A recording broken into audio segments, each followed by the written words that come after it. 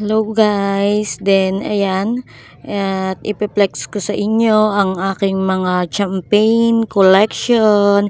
Ayan, ito is si German champagne at ayan, sobrang laki niya.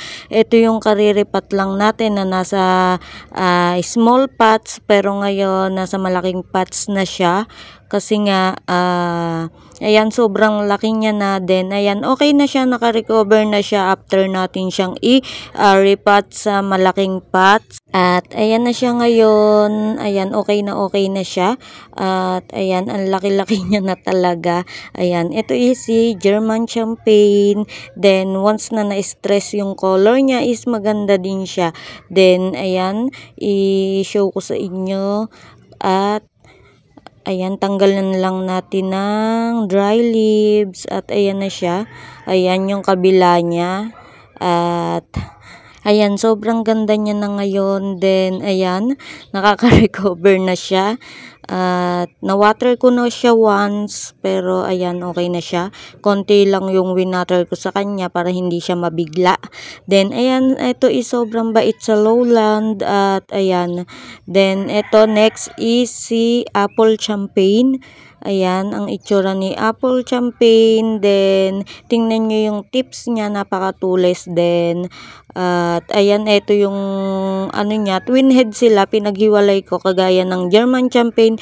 Pero yung German champagne is hindi ko pinaghiwalay. Ito lang si apple champagne. Then ang ganda niya, 'di ba? Ayan, mukhang naka-recover na din sila at ang bait nila sa lowland. Ayan ang mga champagne. At tingnan niyo yung itsura niya. Ito is nagre-red yung mga gilid niya nung dumating sa akin, pero ngayon ayan, ganyan na yung color niya kasi nga nirepat natin at nag-a-adjust pa sila dito sa lowland.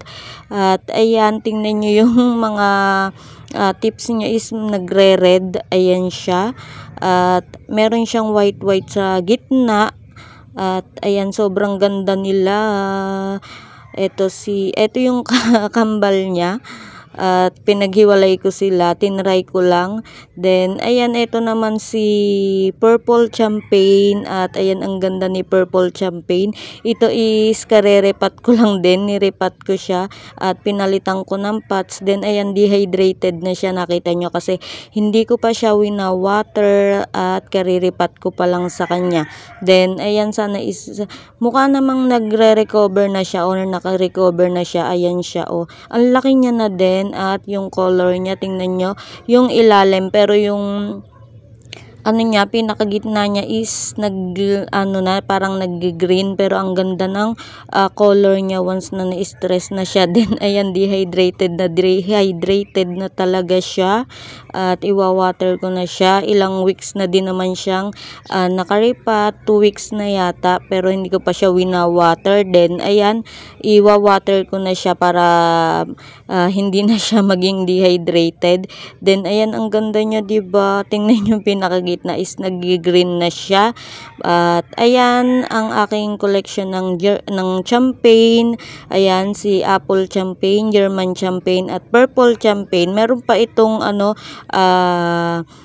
pink champagne. Tapos si Becchia, ayan, si Becchia is parang kahawig din nila. At ayan ang aking collection ng mga champagne. Ang gaganda nila. I-recommend ko ito sa mga beginners at sa mga nasa lowland kasi sobrang dali nilang alagaan. At ayan, tingnan nyo naman, ang ganda-ganda ng mga champagne. At ayan, isa na lang yung wala sa akin, yung pink champagne. At hopefully magkaroon din tayo. Then ayan na sila. At ayan, si apple champagne. Ayan, tingnan nyo yung itsura niya. At sana is lumabas yung stress color.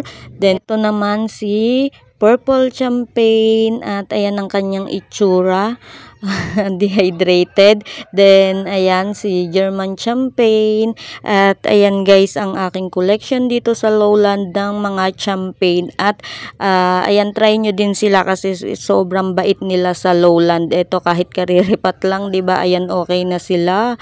At ayan silang lahat. Then ayan guys, ang na-share ko sa inyo ang aking champagne collection na mabait sa lowland. I-try nyo din guys. Then, ayan. Thank you for watching. Bye!